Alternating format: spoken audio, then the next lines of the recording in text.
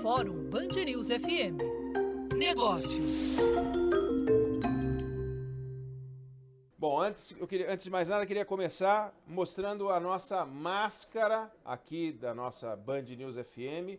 Eu tirei a máscara para apresentar o programa. Fundamental usar máscara quando sair de casa, o tempo inteiro. Interação social é distância e máscara. Bom, a Band News FM completa hoje 15 anos de vida, é uma data importante, que é um motivo de orgulho para todos nós. A gente está falando de um aniversário que acontece num momento delicado. Então, como celebrar essa data? Não é fazendo festa, mas é fazendo uma reflexão. E uma reflexão sobre dois dos assuntos que são os mais discutidos nesse momento: economia e saúde. Então a gente resolveu montar uma maratona de fóruns, são 4 fóruns num dia hoje. Pela manhã já foi o primeiro. A gente debateu com economistas de peso, o cenário econômico, perspectivas para o Brasil. Às 2 horas da tarde, daqui a pouco, a gente vai falar sobre saúde mental, vai falar sobre comportamento durante essa pandemia. E às 4 da tarde, você acompanha o Fórum sobre Saúde, com a presença dos secretários de saúde dos estados que são os mais afetados pelo coronavírus. E você pode acompanhar a discussão no ar, nos aplicativos, no site, nas redes sociais da Band News FM. Se perdeu algum, não fica preocupado, dá para assistir a qualquer hora nas redes, fica tranquilo, o material vai estar aí disponível. Bom, e a gente vai falar agora sobre o mundo dos negócios, o lado do Brasil que produz o PIB para que aquele outro lado do Brasil coma PIB. Então, antes de mais nada, vamos apresentar os nossos convidados. Estão com a gente hoje o Antônio Filosa, ele é presidente da FCA, Fiat Chrysler Automóveis, para a América Latina. Ele é engenheiro, nasceu em Nápoles, na Itália. Ele entrou no grupo Fiat, que é a atual FCA, em 1999, já ocupou vários cargos. Espanha, Estados Unidos, Itália, Argentina e Brasil. Chegou na unidade da Fiat em Betim em 2005 e virou presidente da divisão latino-americana do grupo em 2018. No ano passado, para vocês terem uma ideia, o grupo produziu quase 600 mil veículos. Ele vai falar o que está acontecendo agora também. Ele representa aqui, no nosso bate-papo, um setor industrial que é estratégico, né? Mas que passa por um momento difícil, mas envolve também comércio, prestação de serviço, importação, exportação. Então é importante falar desse segmento. Também com a gente o Arthur Greenbaum, presidente do grupo Boticário. Ele cursou administração, economia, entrou para o negócio em 1986. Ele já era muito velho, ele tinha 17 anos, não tinha nem entrado na faculdade. Foi contratado como assistente financeiro. Em 2008 se tornou CEO, sócio do negócio. O grupo tem mais de 4 mil lojas espalhadas pelo Brasil, em 11 países, Estados Unidos, França, Japão, enfim. É a maior franquia do Brasil em todos os setores e de cosméticos é a maior franquia do mundo. E a gente está falando aqui de comércio, de serviço e movimenta também indústria. E aqui ao meu lado, o Paulo Kakinoff, que é presidente da Gol. Aos 18 anos ele foi contratado pelo setor automobilístico, Volkswagen. Ele era recém-formado, estagiário recém-formado pelo ensino médio. E aos 23 anos, também velho, né? Ele assumiu o primeiro cargo executivo e desde 2012 ele se tornou diretor-presidente da Gol. Ele é graduado em administração de empresas pelo Mackenzie, fez pós-graduação em gestão internacional. E a Gol, linhas aéreas, é a maior companhia aérea do Brasil em número de passageiros, tem 36% do mercado doméstico. A gente está falando também de um setor estratégico, fundamental, que movimenta a economia como um todo, também com impactos. A pandemia pegou a todos. Eu queria começar com uma pergunta para os três, começando pelo Filosa. Como essa pandemia pegou o setor industrial, comercial? Que extensão ela tem? Qual é o tamanho do estrago? E perspectivas. Vocês já conseguem fazer uma conta? Já conseguem olhar para um horizonte, levantar a cabeça e falar, tá ali, faltam 3 meses, faltam 6 meses? E qual é a dimensão desse estrago? Muito obrigado por estar com a gente, Filosa. Não, obrigado a você, obrigado a todos. De verdade, essa pandemia pegou o nosso setor primeiro de forma global, né? Então, nós como empresa FCA somos presentes nas 4 regiões principais e com atividades produtivas e atividades comerciais. Então, tivemos a oportunidade de monitorar a expansão da pandemia nas 4 regiões, basicamente em tempo real, né? A primeira característica é exatamente essa, a globalidade dos impactos dela. Uhum. A segunda característica que enxergamos é aquela que ela começa, tem um meio, não é? E depois parece ter um fim, não é? Falo de parece porque na Ásia-Pacífico, em alguns países da Ásia-Pacífico, a volta aos negócios tem sido, com alguns problemas pontuais, gerenciada, né?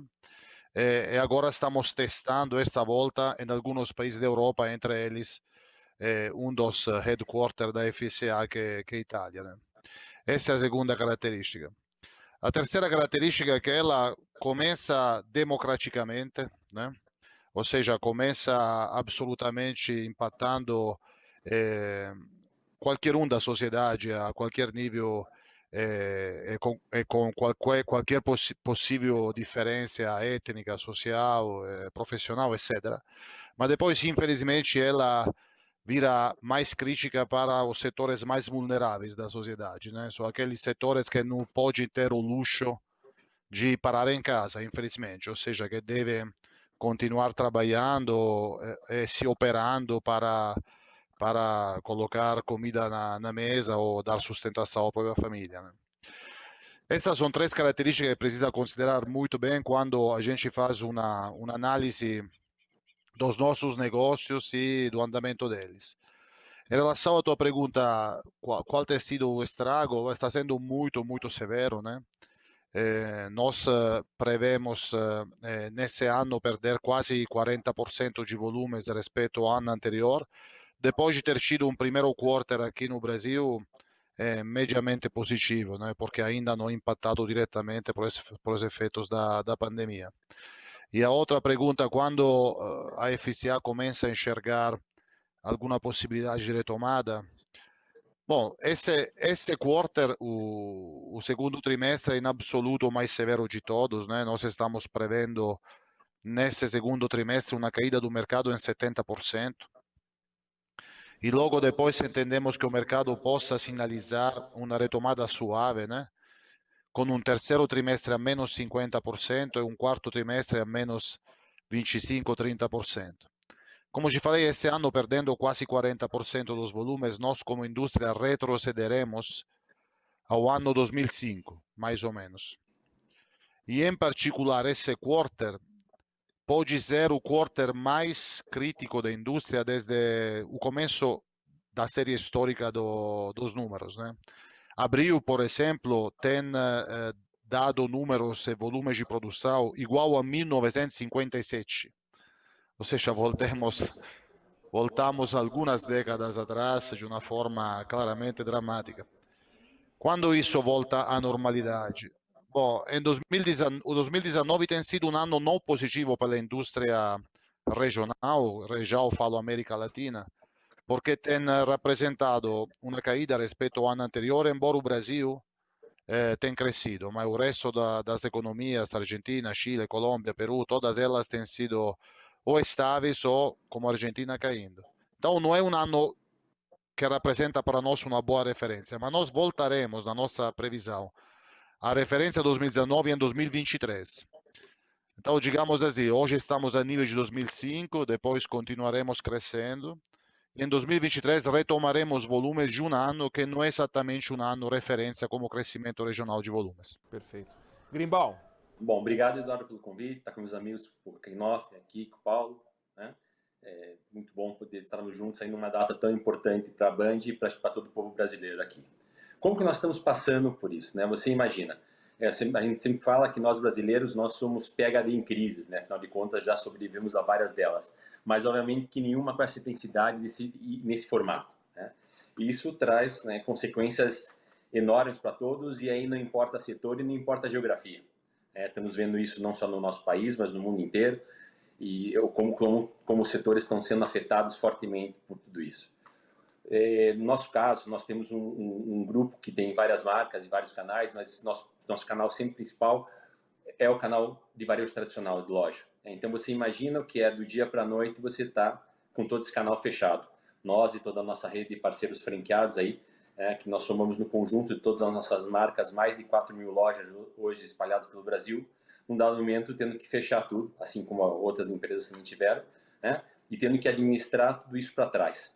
Então, não é só uma questão do consumidor e como eu consigo ajudá-lo, mas também como eu administro essa cadeia como um todo, porque nós fazemos, eu digo, desde o insight de um produto até o pós-venda na casa de um cliente, para saber se ele gostou ou não do produto. Ou seja, toda essa cadeia é operada por nós juntamente com os nossos parceiros.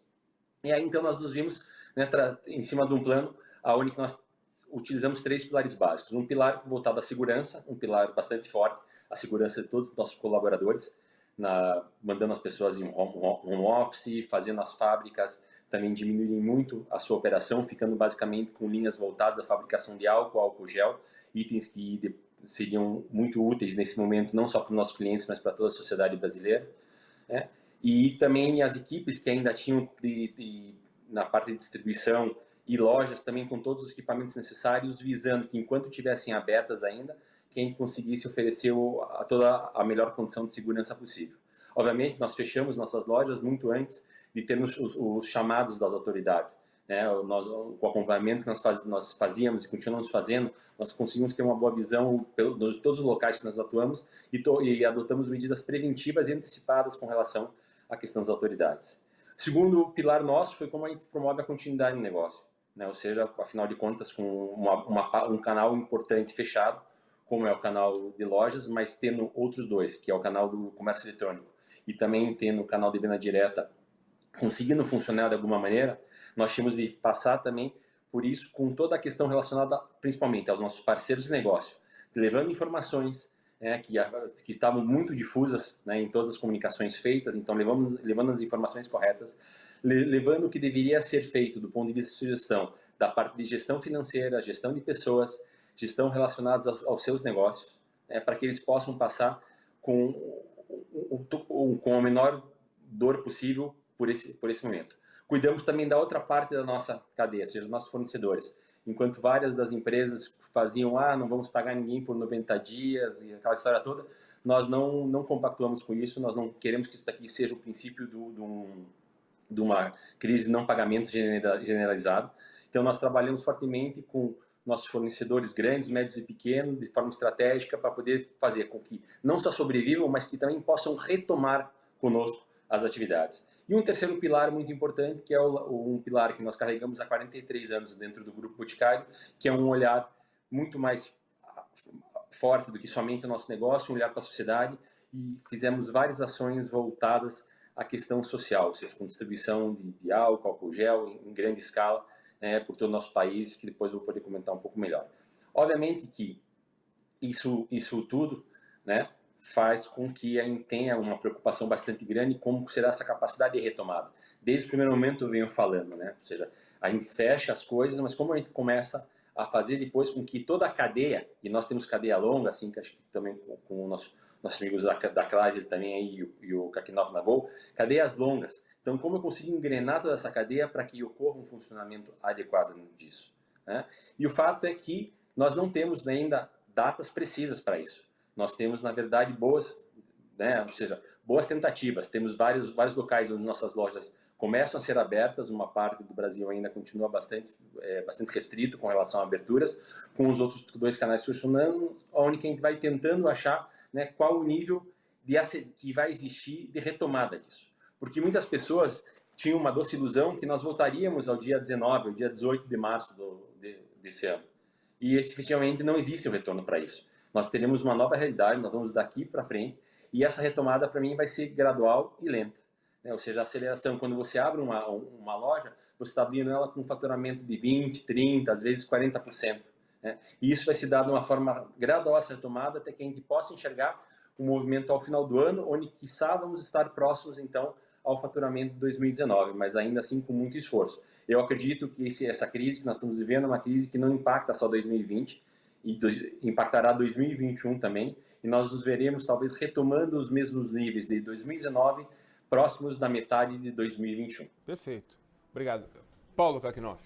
Reneg, obrigado. Muito um prazer realmente estar aqui hoje nessa data importantíssima, né, para a Band News. Parabéns a todo mundo pela conquista. E espero que no próximo aniversário a gente esteja numa situação completamente diferente no país nesse momento. É um prazer também rever o Arthur, amigo de muito tempo. O Filosa não tive ainda a oportunidade de conhecer pessoalmente, mas em tempos agora de videoconferência, esse é o novo normal, pelo menos por enquanto, né? Então, prazer te encontrar. A minha fala possivelmente vai servir de um efeito motivador a todos pela comparação. Nós estamos nesse momento com uma redução de 90% na nossa demanda, consequentemente da própria malha. Nós temos uma frota de aproximadamente 130 aeronaves, das quais apenas 12 estão sendo utilizadas nesse momento. O serviço que está sendo mantido, a malha que está sendo apresentada, ela está diretamente associada à dependência, à importância que o setor aéreo tem num país com as dimensões do Brasil. Para cumprir especialmente as distâncias mais longas, não há um modal alternativo que poderia suprir as necessidades que atualmente o setor aéreo fornece, né, a toda a sociedade. Então nós temos uma malha chamada malha essencial, com 50 voos por dia, que tem fundamentalmente transportado as pessoas que de fato precisam viajar nesse momento, né? Nós não estamos fazendo nenhum tipo de estímulo à viagem em linha com as boas práticas de saúde, né, que estão sendo preconizadas nesse momento. Mas há muitas pessoas que de fato precisam se deslocar para que a gente tenha a assistência médica que estamos tendo como sociedade atualmente e especialmente o funcionamento do Brasil, né? Muitos profissionais da área de infraestrutura, de segurança estão se movimentando diariamente. Você perguntou no início se a gente vislumbra, né, uma data, o fim dessa crise. Honestamente não. Eu acho que a grande diferença dessa crise que nós estamos passando, aliás, existem muitas, mas a principal é a completa imprevisibilidade, né? Particularmente, eu não tenho dispensado muita energia nesse ponto. Primeiro porque eu não acredito pessoalmente em especialistas de situação inédita, né? Nada aconteceu no mundo que é comparável com essa crise nesse momento. Segundo, porque a situação é absolutamente fluida, né? As possibilidades de nós termos uma faixa, um espectro de variação enorme, né, em relação às projeções, não tem paralelo na história do ambiente de negócios. Evidentemente que nós mantemos um pensamento positivo, que eu acho, né, que se justifica, se sustenta pelo comportamento da sociedade nesse momento. Todos nós estamos sendo impactados por um sentimento de solidariedade que seguramente também não tem comparação com o que aconteceu anteriormente. Esperamos que isso venha para ficar, mas é muito estimulante, empolgante, né? A renovação de confiança que a gente tem na sociedade, no ser humano, e ver a quantidade de mobilização que tem sido feita agora pelas empresas, pelas ONGs, pelas associações de bairros, pelas famílias, para que a gente possa fazer com que o impacto brutal dessa pandemia seja minimizado, né?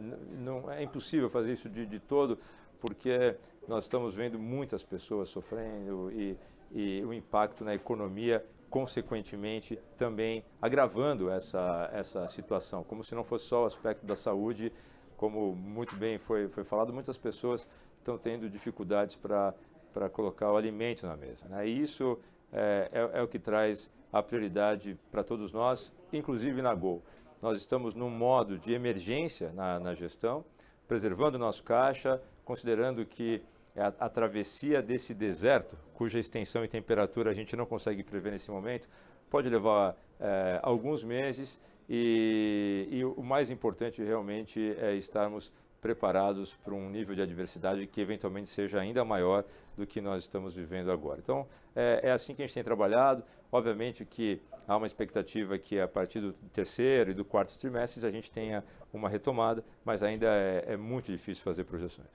Bom, a gente está acompanhando um debate no Brasil que é um debate esquisito. É um debate que contrapõe dois valores fundamentais, dois órgãos do corpo humano fundamentais. Um é o coração para ter vida e outro é o bolso. E a gente está vendo gente colocando saúde versus comida como se fossem coisas opostas. No entanto, a sociedade fica olhando para isso com muito interesse, porque quer saber para onde a gente vai. A sociedade é uma esponja nessa hora. Ela fica vendo as novidades para ver o que vem de saúde, de vacina, o que vem de remédio, como se comportar, os caminhos que os países estão adotando. Como nós estamos falando de 3 grupos empresariais que estão em contato com o mundo, por várias razões, ou porque tem operação lá fora, ou porque estão lá fora o tempo todo, o que a boa experiência que vocês estão vendo lá fora mostra sobre os caminhos que esses países estão adotando? O Filosa começou a falar do fato dele ter visto nos continentes todos, porque as operações estão. Isso vale também para o Boticário, isso vale também para a Gol, porque vocês estão em contato. O que vem lá de fora como recado, como conselho para esse debate um pouco amalucado que a gente está vendo aqui no Brasil? Filosa, vou te botar na fria em primeiro lugar. Obrigado. No, claramente a forma de enfrentar uma crise que absolutamente era imprevisível, né, como falou Paulo, mas que tem algum nível de previsibilidade no desenvolvimento dela, porque tratando-se de uma crise de saúde ligada ao contágio, ela tem nível de previsibilidade por efeito da expansão desse contágio, né? Eu acho que todo mundo se está especializando em monitorar curvas de contágio, assim como em teses e teorias médicas sobre o tema. Então, alguns cases de sucesso sobre o enfrentamento da crise, eles têm partido primeiro de blindar a sociedade não contagiada, né? Então, tem sido inúmeros os casos de lockdown, né? Seja parcial, seja total, assim como controle de entrada e saída, seja de pessoas, seja de mercadorias, né? Número 1. Número 2, preparo, né? Então, em paralelo a essa lógica de blindar a sociedade, o preparo tem se baseado sobre 2 fatores: a aquisição de ferramentas para teste, né? Esse é um vírus que tem muita capacidade de spread, de contágio, então precisa testar um maior número de pessoas para entender se elas são agentes desse spread, né? Então essa é a primeira parte do preparo. A segunda parte do preparo é o preparo do sistema de contra-ataque, de hospitaleiro, então, né? Então, basicamente, isso passa por infraestrutura, por médicos e por infraestrutura como camas e como respiradores, né? E depois as empresas têm trabalhado também elas numa transição por esse deserto. Eu adorei essa metáfora, parabéns. A temperatura está altíssima e talvez ele aumente ainda mais. Tem que ter água no cantinho, tem que ter água no cantinho. Primeiro tem que ter cantinho, porque todo mundo saiu de casa sem cantinho. Exato. Mas as empresas que têm feito, como a nossa, né, têm trabalhado, nós especificamente temos trabalhado em 4 pilares, né? Acho que Arthur estava falando disso. O primeiro é solidariedade, corretíssimo, parabéns para quase todas as empresas que têm trazido recursos financeiros e também de competências de pessoas para isso. Nós, especificamente, temos feito 3 hospitais de campanha, nós no Brasil e um na Argentina. Temos começado a construção de Plastic Shield, né? Para a equipe de frente da saúde. Temos investido para equipamento para fazer mascarinha cirúrgica, vamos começar a fazer a partir do final desse mês. Temos feito doações, etc, etc. Esse é um pilar fundamental, porque a conexão desse momento de um agente econômico como nós com a sociedade é fundamental, né? Nós, assim como todas as empresas, vejo aqui 2 importantíssimas empresas do próprio setor, têm feito a mesma coisa, né? Assim como todos os setores, com a sociedade nesse momento é fundamental, porque o que precisa a sociedade nesse momento é de algumas lideranças capazes de trazer elas fora desse deserto, né? O segundo pilar tem sido a proteção dos negócios, então o caixa, né? Nós, como falou Arthur, somos a parte final de uma cadeia de valor que é imensa, né? São 7.000 empresas para o setor automobilístico, né? Considerando fornecedores e concessionários, além de montadoras. 1.300.000 empregos diretos e indiretos, né? São quase 18% do PIB industrial do país. Então, claramente, a cadeia de valor que a gente protagoniza junto com outros é é imensa. A proteção dessa cadeia de valor parte da nossa proteção, que é a proteção do caixa, né, do negócio. Né? A terceira coisa é people protection, as nossas pessoas. Né? Então, ao longo da travessia desse deserto, temos investido em todas as fábricas, em todos os escritórios, em inúmeros dispositivos de segurança para que a retomada seja a mais segura em absoluto possível, né? Do que chamamos de smart restart, retomada inteligente. Né? Então, quanto longo seja esse deserto, ninguém sabe. Na nossa visão, para percorrer ele, precisamos pelo menos de 2 trimestres. Né? Como falei, o último trimestre desse ano poderia ser um trimestre de maior frescura, né? Usando essa metáfora. Então, a gente está trabalhando para, primeiro, desenhar a nova normalidade, como Arthur falou, ou seja, o que nos espera depois da travessia e depois ser eficaz nisso. Então, o que estamos vendo em todas as regiões é mais ou menos isso, um papel das empresas, um papel na reorganização delas, um papel fundamental na conexão das empresas, dos demais agentes da sociedade com a sociedade em si, e claramente uma lógica de tentar prever quais são os impactos e as diferenças que vamos trovar no final do deserto. Arthur, essa diferença, essa discussão entre que contrapõe economia e saúde, à luz do que você vê de experiência lá de fora, que pode nos ajudar a iluminar um pouco, dar mais racionalidade para esse debate. É uma pena que a gente esteja vendo uma disputa, né, tão polarizada com essas duas questões tão relevantes, né? Acho que sempre o que deve imperar é o diálogo, é a busca conjunta de soluções de forma alinhada, e infelizmente o QI não está conseguindo enxergar aqui muito no nosso país. Fora, acho que as melhores práticas passam por isso, né, de ter um alinhamento entre as diversas autoridades para que se tenha um discurso único, com informações corretas, que respeitem as recomendações sanitárias, né, para que a população tenha uma certa dose de segurança, porque em segurança todos nós temos, mas com um mínimo de informações alinhadas, com os dados sendo colocados em cima da mesa, eu acredito que a população consiga se sentir um pouco mais segura. Aliás, dado é uma questão fundamental, né? Ou seja, eu brinco esse fla-flu, né? Ou seja, a gente que está falando só que quer só falar de economia, e gente do outro lado falando que não pode fazer nada, só as vidas. Acho que a gente tem que sair disso, porque nós temos condições de fazer uma boa gestão referente a dados, e considerando o tamanho do nosso país, que é um país que praticamente é um continente, nós temos diferentes situações por cada município. Então, poderíamos espelhar em alguns exemplos de fora, fazendo uma gestão de dados, possibilitando que a gente pudesse não ter que optar entre uma e outra situação, entre uma vida e a retomada da economia, mas fazer com que a gente possa avançar em passos positivos com essas duas frentes. Porque ninguém vai querer gente morrendo e ninguém vai querer também gente morrendo de fome na sequência. Acho que teve alguns países que fizeram preparos mais efetivos, seja preparos com relação a equipamentos, né, a situação que isso iria requerer, e não tiveram que fazer a busca no último momento de vários equipamentos de proteção, respiradores e tudo mais que a gente está vendo. Vi países que fizeram preparo, ou seja, um determinado país que a gente atua, recebi um chamado do nosso regional manager lá, dizendo, vou ter que fechar por 3 dias agora, mas o que aconteceu? Já avançou? Não. O país está se preparando para entender como funcionariam os serviços essenciais dentro disso. Então, passa por essa questão também. Acho que tem uma outra vertente importante que a gente vê fora, a questão dos auxílios para os pequenos e para os médios negócios, que ajuda a equilibrar essa questão, né, da necessidade de busca de sustento para as famílias. E aí os governos têm uma parte relevante disso, e a gente tem visto alguns locais onde que essa irrigação, né, para esses pequenos e médios tem acontecido de uma maneira mais fácil, mais tranquila. Aqui no nosso país, apesar de todas as boas intenções que nós temos e algumas boas iniciativas, uma boa parte dos recursos não está chegando na ponta ainda. O pequeno e o médio varejista não teve acesso ainda, a não ser a questão voltada à folha de pagamento. Acho que alguns outros bons exemplos também.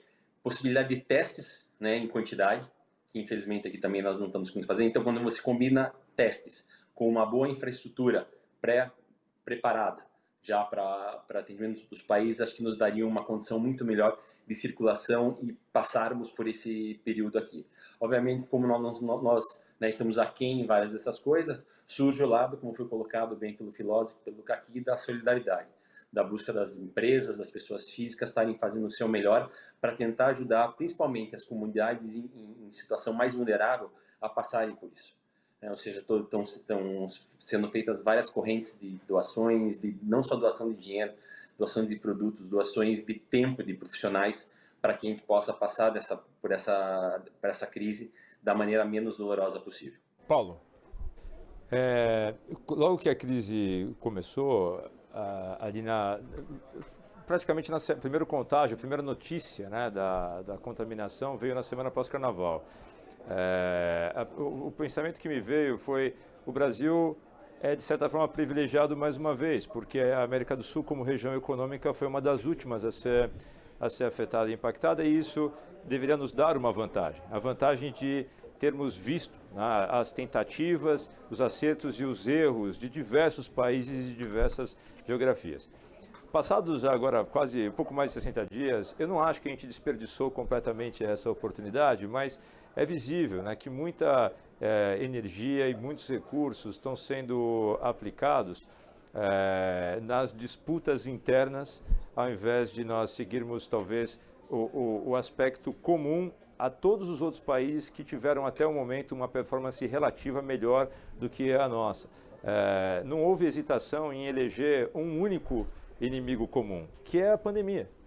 Aqui, até esse momento, essa hesitação está acontecendo, né? As pessoas estão claramente divididas entre dois grupos, e o que para mim parece ser a principal diferença, óbvio, o Brasil é um país diferente de todos os demais. Temos desafios específicos aqui, características que são só nossas, e eu não estou nem de longe, né, sugerindo que é algo fácil a ser feito. Talvez essa seja a maior questão já colocada coletivamente para a humanidade, né? É o maior dilema social que nós estamos vivendo. E a dificuldade de nós equacionarmos esse dilema como sociedade é que os dois lados opostos, as duas linhas de pensamento, paradoxalmente, estão certas nos seus fundamentos.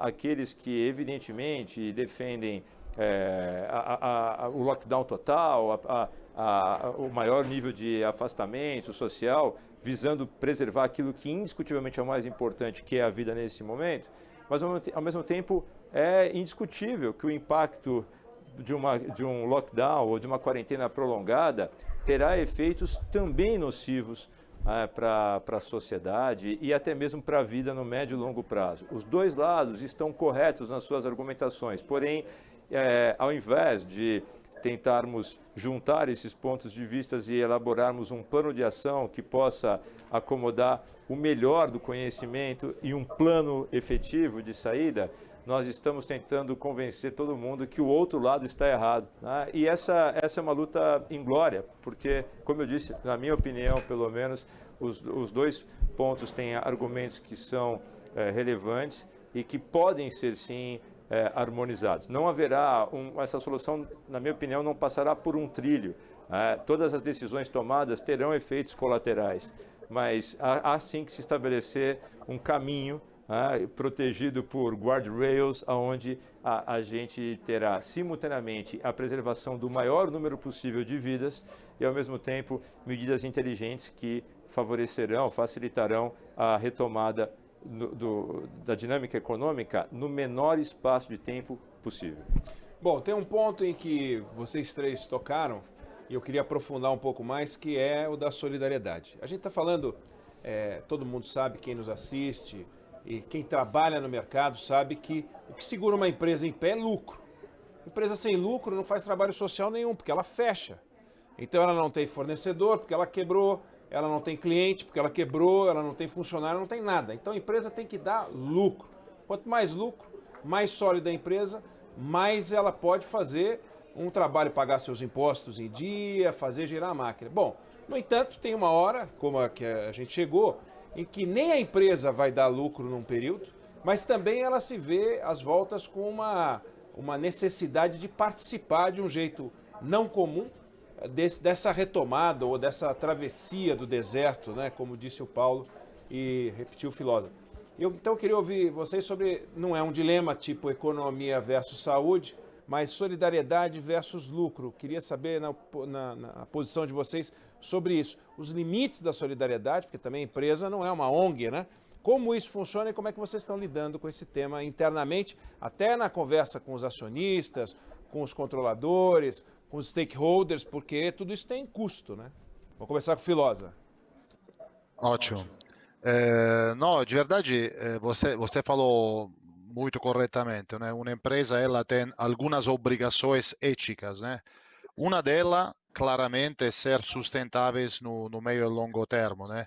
Que significa também ter um lucro sustentável para remunerar fornecedores, remunerar impostos, remunerar o próprio manpower, as próprias pessoas, remunerar investimentos em know-how, em tecnologia, etc. Isso, é claro, é uma das missões também éticas de uma empresa, porque uma empresa que não faz lucro por muitos anos, ela acaba não remunerando alguns desses atores que falei. Então, alguém paga a conta da empresa que não soube ser um agente econômico positivo, né? Mas cada empresa também é uma razão social, né? Então, tem na sociedade um stakeholder fundamental, né?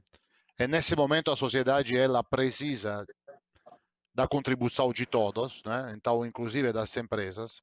Então, absolutamente para a FCA isso foi uma obrigação, um envolvimento ético ao longo destes meses. A FCA tem feito isso globalmente, então tem realizado ações de solidariedade nas 4 regiões onde ela participa, então na região Ásia-Pacífico, Europa, Norte América e South América, como aqui. E aqui, especificamente, tem desdobrado recursos financeiros e também de horas de trabalho, muitas horas de trabalho, para realizar projetos a suporte da sociedade, né? Tem sido muito interessante, primeiro, ver o envolvimento dos nossos acionistas. Eu participo do board global da empresa, então claramente tenho levado para acionista a aprovação do nosso package de suporte para a sociedade. O nosso acionista ele tem vivido com o irmão dele durante muitos anos em Rio de Janeiro, então ele tem um carinho especial para o Brasil e para os brasileiros e não tem tido nenhum problema em aprovar qualquer um dos projetos que foram apresentados. Junto com o acionista tem sido muito interessante e razão de grande orgulho para mim ver a resposta dos nossos funcionários, né? Então, eu tenho colocado na mesa o desafio de como ajudar a sociedade e em poucas semanas tem tido um tsunami positivo de criatividade, proatividade e vontade de contribuir, né? Ao ponto que o meu papel tem sido filtrar, né? Então vamos escolher os projetos que vão fazer mais a diferença, né? Mais uma vez, assim como era absolutamente orgulhoso de ter o privilégio de trabalhar com os 26 mil funcionários da FCA na América Latina, porque tinha para eles uma admiração profissional imensa, agora a admiração passa também por ter visto os valores humanos deles, que são absolutamente fantásticos. Eu tenho tido pessoas que têm trabalhado muito pela empresa e trabalhado muito fora da empresa para ajudar. E de lá tem vindo os vários projetos que estava falando antes, né? Nós temos realizado 3 hospitais de campanhas nos 3 territórios onde temos presença industrial. Então, Betim, Minas Gerais, Pernambuco, na Mata Norte, e também na Argentina, Córdoba, né? Temos dado manutenção para os equipamentos de ventilação assistida, de respiração, né? Temos até agora recebido quase 260 nas nossas fábricas, estamos dando manutenção naqueles. Temos ajudando os produtores locais para aumentar a produtividade em relação à fabricação de equipamentos de respiração. Depois temos dado doação de alimentos, de materiais, como falamos antes. Mas o acionista absolutamente tem apoiado tudo. O nosso funcionário tem trazido um monte de projetos e muita motivação nisso. E então, o nosso papel de ser razão social, de reconhecer que a sociedade é um dos nossos stakeholders principais, tem sido, digamos, mais fácil. Perfeito. Arthur. Eu acho que essa pergunta eu vou ter um pouquinho mais de facilidade com meus colegas para responder, né? A dificuldade vai ficar na geração do lucro com eles também, né? Mas acho que a facilidade que eu tenho é que nós não somos uma empresa de capital aberto. Nós somos uma empresa de capital fechado. Então, somos em 2 sócios, sou eu e meu cunhado. Então, as decisões, elas são talvez mais fáceis de serem alinhadas e obtenham talvez um pouco mais de fluidez na sua implementação. E para nós, na verdade, isso traduz, na verdade, como a gente olha para esse formato de interagir com a sociedade e poder servi-la, em momentos como esse, diz muito da nossa história. Uma história já vigente de 43 anos, como eu comentei com vocês, quem tem um olhar a mais, né? Não olhar somente para o nosso negócio, mas um olhar bastante importante para a sociedade. Fomos uma das primeiras empresas que teve uma fundação de proteção à natureza em 1990, né? Ou seja, quando nem era falado de tema de sustentabilidade e proteção ambiental. E nós sempre buscamos fazer coisas que nós falassem com a forma como que nós atuamos, a forma como que nós entendemos ser o nosso papel dentro de uma sociedade. Acho que uma diferença fundamental é que tem uma mudança muito forte da maneira como que uma organização se posiciona. Ela conversa com a sua história, Eduardo. Ou seja, para nós isso faz parte da nossa essência, do nosso DNA. Tanto que hoje você pode ver que as organizações estão muito mais voltadas para fazer uma gestão de stakeholders e não de shareholders. Não é somente a voz do acionista que tem que ser satisfeita. Você tem as outras vozes dos outros stakeholders que também têm que ser satisfeitas e, obviamente, que dentro disso a sociedade ocupa um grande papel. E acho que com essa abordagem, com essa visão, facilita muito o caminho para que as empresas possam ser muito mais proativas em momentos tão difíceis quanto esses. Obviamente que nós, no primeiro momento, quando a gente se deu conta de tudo que estava acontecendo, nós corremos para dentro de casa para olhar se nós tínhamos condição de produzir álcool e álcool gel, que eram os itens mais básicos de segurança, além de sabonetes líquidos, para que a gente pudesse ofertar para órgãos públicos de saúde, pensando no primeiro raio e também para a população carente. Só que nós nos demos na questão que o mundo inteiro estava atrás das mesmas matérias-primas dentro disso, dos emulsificantes para quem pudesse fabricar isso. Então, uma jornada imensa que envolveu não só nós, mas envolveu nossos colaboradores, nossos funcionários, nossos fornecedores na busca dessa matéria-prima para que a gente pudesse, então, fabricar esses itens. E nós, ao longo dessa crise, já doamos mais de 200 toneladas para órgãos públicos de saúde e para as comunidades vulneráveis. Nós fizemos essas doações em 15 estados brasileiros, né, de acordo com a nossa classificação de necessidade. Doamos para 15 estados brasileiros itens fundamentais na higiene e na prevenção. Também fizemos doações voltadas a equipamentos de segurança nas federações das Santas Casas e entidades beneficentes aqui do Paraná, para que eles pudessem comprar equipamentos, respiradores e EPIs de maneira geral. E trabalhamos também com os asilos aqui também do Paraná com a questão de fornecimento de alimentos. É uma questão muito básica, né, principalmente em áreas de idosos aí, aqui estavam tendo uma restrição bastante grande. Então, isso foi só para exemplificar um pouco do que a gente tem feito. Obviamente, temos puxado também esse raciocínio também com a nossa rede de parceiros, porque tem um lado que fala-se da preservação dos empregos também, como um tema muito importante dentro do nosso negócio.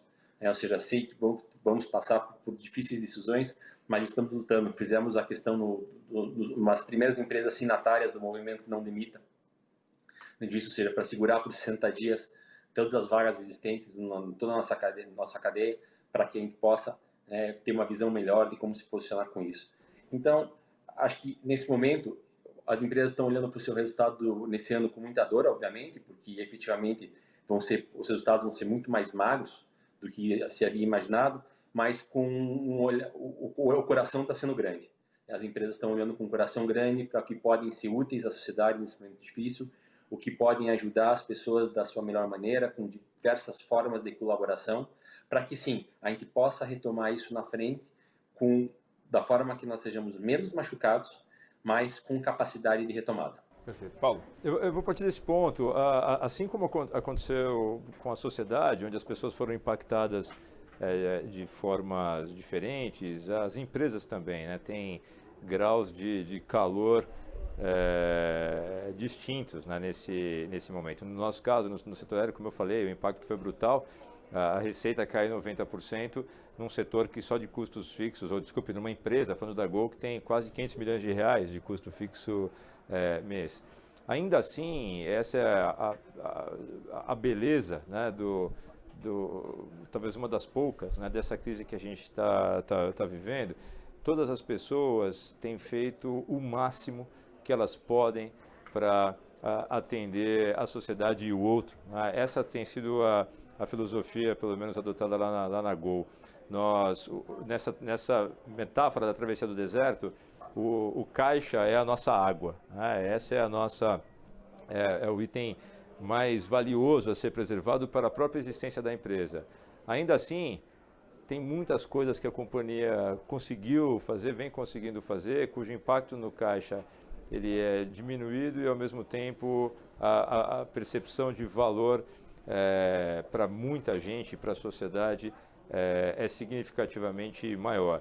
Nós estamos transportando gratuitamente os profissionais de saúde, bastando apresentar a identificação, tipo do CRM, já há mais de 60 dias, sem qualquer tipo de ônus. A mesma coisa nós temos feito em parceria com os governos no transporte de equipamentos, doações, os medicamentos que estão sendo implementados, e adotamos também a medida de preservação dos empregos numa combinação de 3 itens aqui ilustrativos das medidas que podem ser feitas e estão sendo feitas, ainda que se tenha uma situação onde a pressão de caixa é imensa, né? No nosso caso, são 10 milhões de reais por dia, né, de saídas de caixa, justamente para que a gente possa ter a manutenção dos empregos, os acordos, né, que estão sendo firmados com os diversos fornecedores também sejam cumpridos. São pagamentos de percentuais do que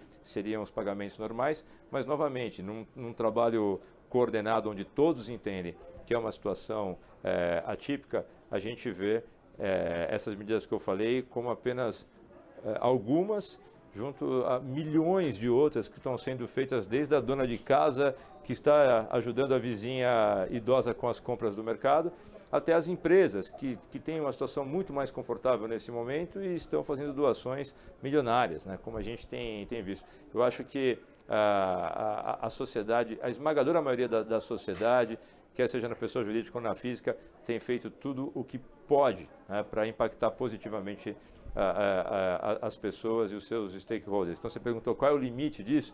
O limite é fazer tudo aquilo que a gente realmente consegue dentro das nossas possibilidades, e eu tenho a sensação que é o que está acontecendo de uma forma geral. Bom, toda crise, ela gera, não digo um ensinamento propriamente, mas ela deixa um novo normal, né? Ela cria um novo normal. A gente teve crise, por exemplo, de fornecimento de energia elétrica. Então as pessoas passaram a gastar menos energia e o mundo não voltou, aliás, o Brasil não voltou a consumir o volume de energia imediatamente que consumia antes daquela crise. Só que a gente viveu no Brasil crises econômicas. A nossa especialidade é a crise econômica. Tivemos crise política, tivemos crise social decorrente da crise econômica, decorrente da crise política também. Mas agora a gente começou com uma crise sanitária, crise social, crise econômica, crise política. Bom, enfim, vai acabar, uma hora vai acabar.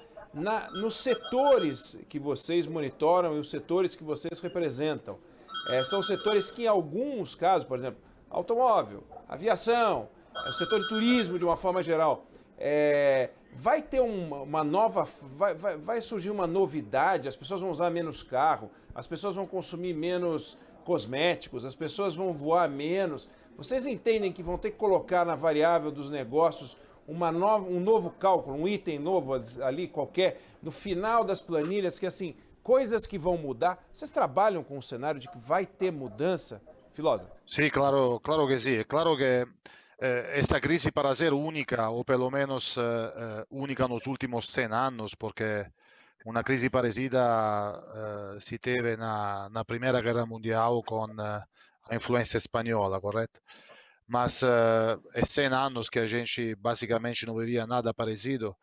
As previsões em relação a isso são um pouco mais difíceis. Nós, internamente, na Fiat Chrysler Automóveis, seja para Fiat, seja para Jeep, seja para Ram, começamos, junto com alguns parceiros, entre eles Google e algumas agências de criação, um projeto que chamamos Anthropos, que é uma análise antropológica daquilo que será o indivíduo pós-crise, né? Então, quais serão as ansiedades, as dores, então os padrões de consumo que esse indivíduo possa sinalizar, né?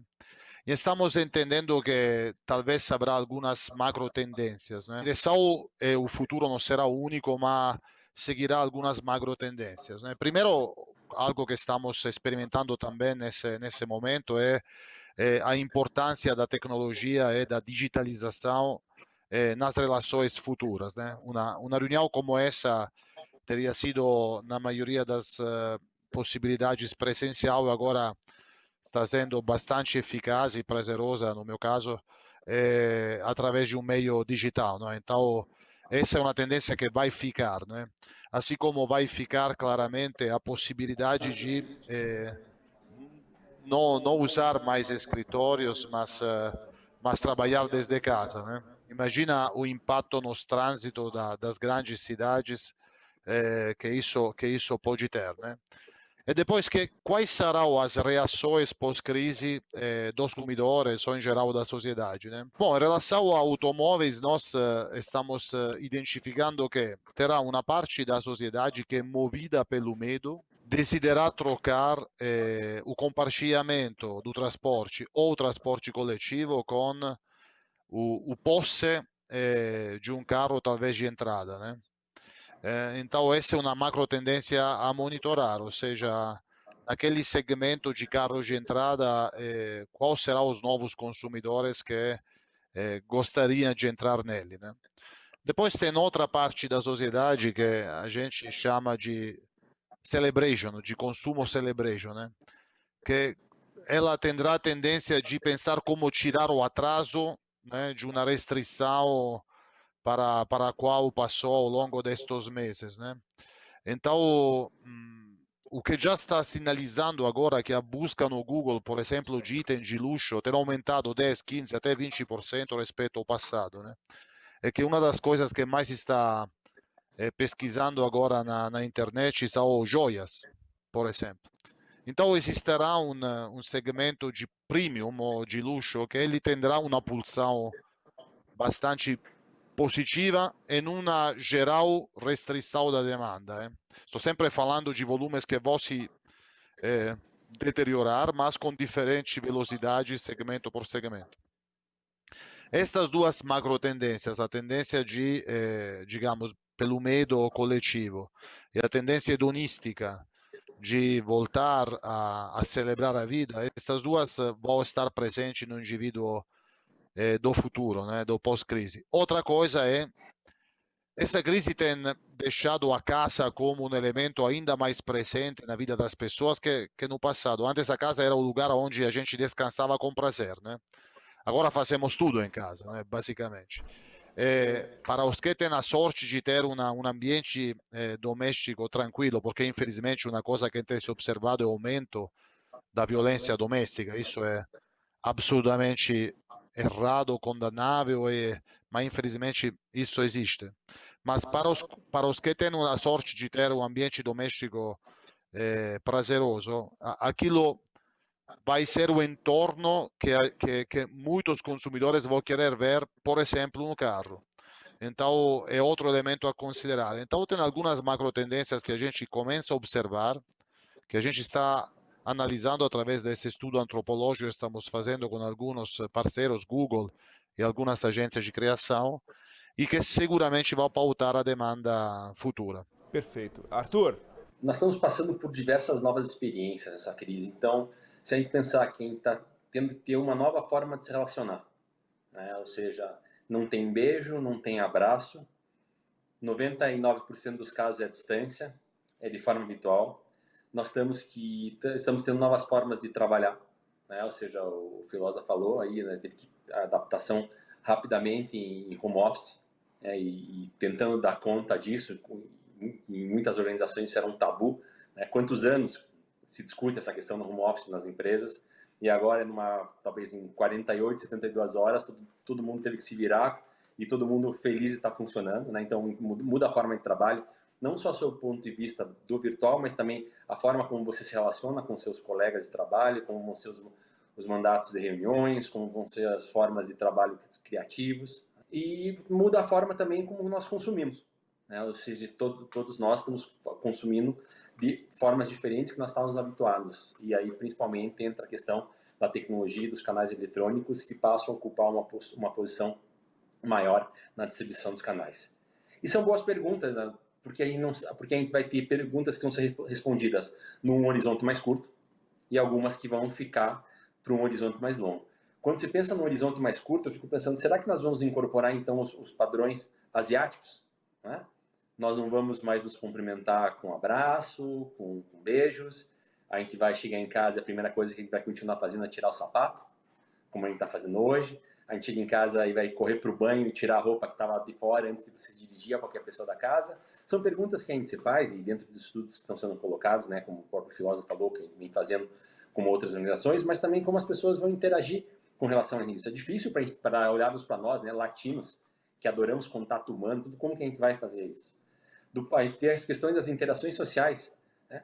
Quanto, não sei, o Kaki vai poder falar melhor como ele vê a questão das viagens para frente, mas vão existir, né, diferentes estímulos para que eu faça uma viagem e qual o destino disso daqui, dessa viagem que eu vou fazer. A forma de interação social, eu vou continuar saindo como eu saía antes, por exemplo, shows é uma coisa que a gente vê que não retorna tão rapidamente, tanto que as lives têm feito muito sucesso e têm vindo com um componente importante de, tipo, isso parece ser uma coisa que vai ficar, porque você vai promover interações sociais em grupos menores e em outros formatos.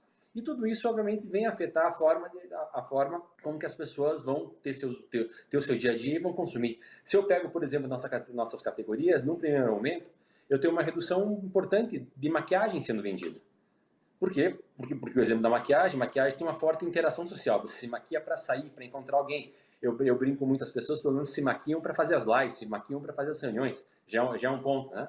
Eu, por exemplo, eu mantenho o meu ritual intacto, ou seja, faço a barra de manhã, passo perfume para sentar na frente do computador, porque para mim faz bem.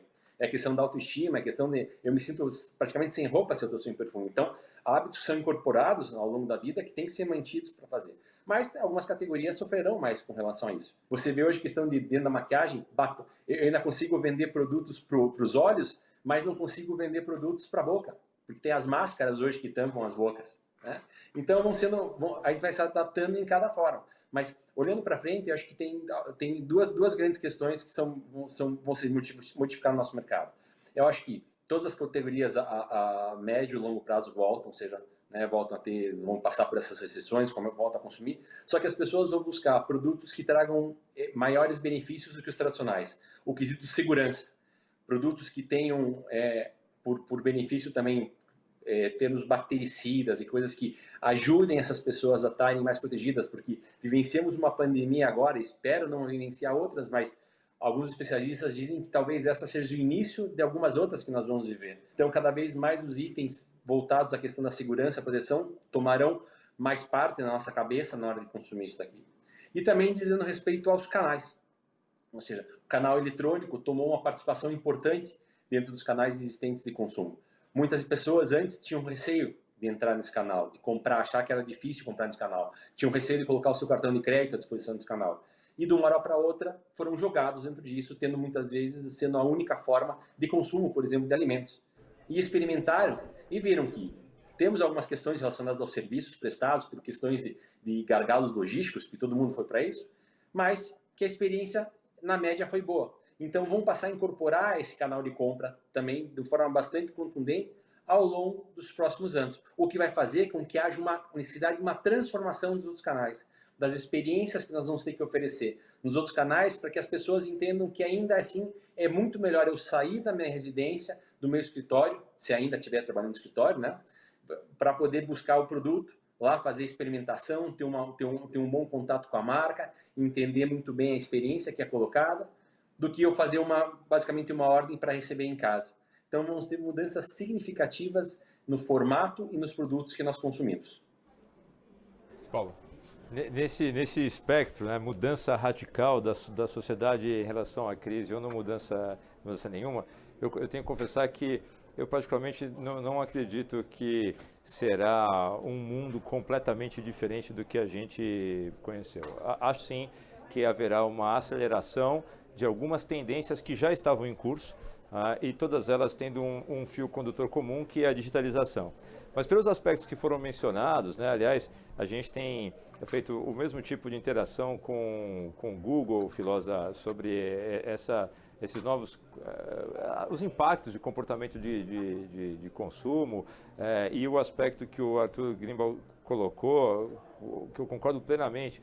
É difícil imaginar que a mudança comportamental, cultural do brasileiro será distinta. Aliás, ao contrário, o que a gente tem monitorado agora é que está se criando uma demanda latente para todas essas coisas que estão sendo restritas agora, que no momento nós não sabemos qual será, onde o nível de segurança das interações pessoais voltarem, a gente vai ver muita festa, muitas viagens, muitos shows. No que diz respeito, ou seja, a tendência é até aumentar em relação ao que nós tínhamos antes, o volume de experiências vividas pessoalmente, em contraponto dessa intensidade das experiências virtuais e digitais que nós temos agora. Isso pode ser, como eu falei, uma demanda latente que gera um pico e depois estabelece um novo padrão. Eu não acho que esse padrão será tão distante. A pergunta mais relevante está nas questões das interações profissionais, né? E a gente tem feito pesquisas que podem ser corroboradas até pelo Antônio e pelo Arthur, que estão aqui. Uma fração das viagens a negócios, que não é a maior parte, sim se destinava à realização de uma reunião. Porém, a gente começou a decupar isso, né, as causas das viagens, com um nível de profundidade maior, e realmente é uma fração pequena das pessoas que viajavam exclusivamente para fazer uma reunião que poderia ser substituída por algo presencial. Eu vou me arriscar aqui a falar um pouco sobre as dinâmicas, talvez com um pouquinho mais de propriedade da indústria automobilística, onde eu trabalhei por algum tempo, mas vou chutar um pouco também no teu setor, Arthur. As pessoas vão precisar continuar viajando para verificar os padrões das lojas, fazer o treinamento local das pessoas que não podem se deslocar, o layout mais adequado, aprovar, né, fazer um teste de engenharia dinâmica dos produtos, visitar as concessionárias, fazer os eventos de lançamento, enfim, existe ainda e vai continuar existindo uma demanda muito grande das pessoas interagirem ali para conhecer. Vai ser muito difícil o Arthur fazer a demonstração de um novo perfume digitalmente, tá? Ou ainda um teste de uma maquiagem. Então, acho sim que teremos mudanças, mas elas deverão acelerar tendências que já estavam acontecendo. A videoconferência não foi criada na crise, né? Ela já existia, estava pronta, com o mesmo nível de qualidade que a gente está vendo agora. Se disseminou mais, ela vai aparecer, vai trazer mais um uso mais intenso desse recurso, seguramente. Mas quando o e-mail foi criado, né, em substituição ao fax, as pessoas nem por isso passaram a viajar menos. O PowerPoint pode ser enviado à apresentação já há muitos anos digitalmente. Isso não tem substituído muitas das necessidades de reuniões presenciais. Então, acho que a gente vai viver as duas coisas. Agora está todo mundo muito influenciado por isso, porque estamos exatamente no auge da crise desse momento. A nossa capacidade de fazer um exercício de futurologia com mais acurácia, ela só vai ser realmente possível no final da crise. Aí sim a gente vai poder dizer qual é esse novo normal. Não acho que vai ser tão diferente como a gente está vivendo hoje. Bom, a gente está indo para a reta final. Eu queria perguntar uma última rodada, breve, mas com uma mensagem para quem está nos ouvindo, que é o seguinte: o que esperar? Eu estou me formando, eu estou escolhendo um curso, eu quero saber para onde eu vou, eu perdi meu emprego, eu quero me recolocar, eu quero saber como é que o que eu tenho que aproveitar para fazer nesse período. Eu estudo o quê? O que vocês, como empresários, recomendam, valorizam na hora de contratar? Porque o tempo vai mudando e as pessoas querem saber para onde que elas vão. Emprego e negócios, no fundo, é uma mesma coisa, né? É uma forma de fazer negócio assalariada. Filosa, qual é o teu recado para quem está nos assistindo agora? Veja bem, nós na empresa, por exemplo, estamos dando para os nossos funcionários e as famílias deles duas possibilidades de autodesenvolvimento. Um é físico, no sentido que estamos, através de uma parceria com Gympass, estamos provendo cursos online de educação física para funcionários e para as famílias. Então, o primeiro convite é não ficar parado, não é ficar em casa, mas não ficar parado, claramente. E o segundo é de desenvolvimento cultural. Então, a nossa empresa está provendo cursos de inglês, por exemplo, mas o convite é também não ficar parado com o cérebro, ou seja, ler o máximo possível, se documentar o máximo possível, tentar empreender algo para si mesmo, como um idioma ou como algum curso à distância universitário que possa ser de interesse primeiro e útil para o futuro. Acho que ficar em casa não deve significar parar com o próprio desenvolvimento. Ao contrário, é usar o tempo que a gente forçadamente tem para duas coisas, para cuidar melhor da família. Eu viajava muito com a Gol e também com os competidores da Gol. E claramente não podia ver meu filho crescer, agora estou curtindo demais isso. Primeiro, então, a família, e segundo é si mesmo, né? Então, investir tempo na própria saúde física e mental. Arthur. Interessante esse negócio que o filósofo falou, né? Eu estou brincando que nós não estamos fazendo home office, estamos fazendo family office.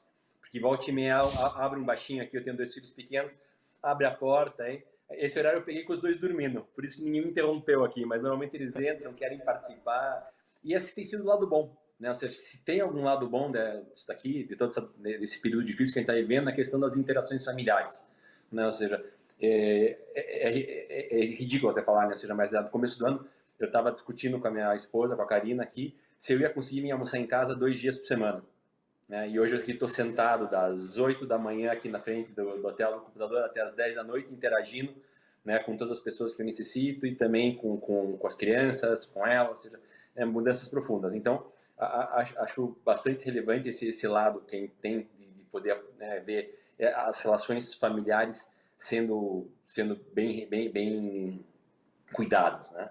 Acho que quando a gente fala na questão de como se preparar, nós também tivemos plataformas de educação destinadas aos colaboradores, abertos e tudo mais. Acho que tem uma questão que é o físico, como o filósofo falou, tem uma questão que é o preparo, mas acho que tem uma questão que é a cabeça também, né? Emocionalmente, as pessoas também têm uma necessidade muito importante durante a crise. As pessoas precisam ter acolhimento, precisam estar próximas. Então, esse é um fator que não pode desconsiderar. E isso falando nós, enquanto empresários, para os nossos times, mas também para as pessoas que estão nos ouvindo e têm seus mundos, né? Ou seja, seu mundo empresarial, seu mundo familiar, o acolhimento é uma questão muito relevante nesse momento. Acho que dá para usar o tempo, sim, para ler várias coisas importantes, acho que várias questões voltadas a esse período de transformações que a sociedade já experimentou e está experimentando agora, voltadas a como enfrentar essa transformação digital, que tem sido um tema não só de agora, mas dos últimos 3, 4 anos nas organizações, e todos estamos passando por ela, então obter o máximo de dado possível. Tem vários sites interessantes com vários cursos gratuitos de diversas universidades, ou seja, que a pessoa pode entrar sem um bloqueio, fazer desde um curso de negociação, curso avançado de sensibilização tecnológica, ou seja, várias coisas que podem... Informação é fundamental, conteúdo é fundamental, as pessoas poderem buscar isso daí.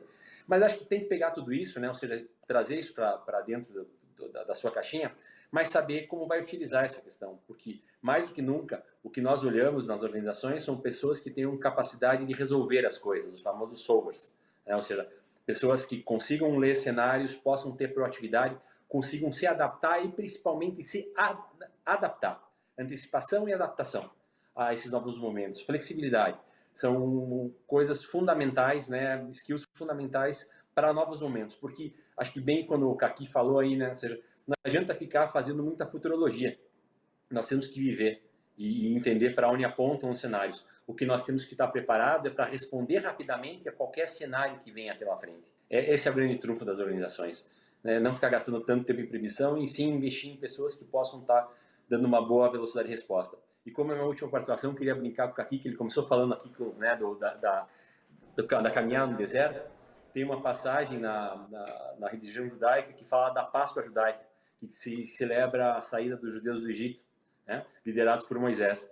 E Moisés ficou dando volta, né, em círculos muitas vezes, para que ele pudesse fazer com que uma geração que não queria adaptar as coisas novas tivesse que morrer, para que os que quisessem abraçar as coisas novas pudessem, então, estar em liderança. Tomara que a gente não precise de 40 anos para passar por isso tudo aqui, né? Paulo. Será muito mais breve. E eu vou aproveitar o gancho, Arthur, até para não ser repetitivo com os itens, né, que foram colocados aí pelo filósofo e pelo Arthur, porque acredito que as empresas desse porte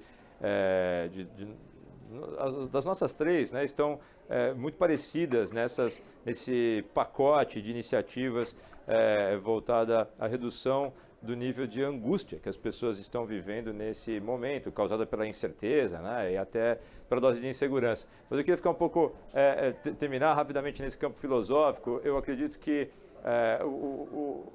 e é o que nós temos mais estimulado os colaboradores, é de aproveitarem esse momento para talvez absorver a maior contribuição, né, dessa experiência que nós todos estamos vivendo. Eu acho que o efeito resultante dela será uma reprecificação das coisas, no sentido do preço realmente ser muito mais associado ao valor real que as coisas têm do que o que a gente via antes, né, baseado novamente em exercício de futurologia, do que vai ser o amanhã. Hoje, né, eu estou vivendo a mesma experiência que o Arthur. Tenho 2 filhos pequenos. Eu jamais imaginei que eu poderia ter, na maior parte da semana, a possibilidade de acompanhar uma coisa mágica que é ver o crescimento deles literalmente no dia a dia. Todas as pessoas, eu acredito, que sairão dessa crise com uma nova perspectiva sobre os valores das coisas, e é isso que a gente tem mais estimulado o nosso time lá na Gol a experimentar e manter, né, em mente. Vai ser um produto muito positivo desse período que nós estamos passando, essa é a expectativa. Bom, eu queria agradecer ao Antônio Filosa, da FCA, ao Arthur Greenbaum, do Boticário, ao Paulo Kakinoff, da Gol. Vocês estão dando um presente para o ouvinte da Band News FM nesse aniversário, 15 anos. Vocês falaram em saúde mental, vocês falaram em sanidade. Daqui a pouco começa um fórum justamente sobre saúde mental, que vai ser muito importante. Então agradeço a todos e tenham uma boa tarde.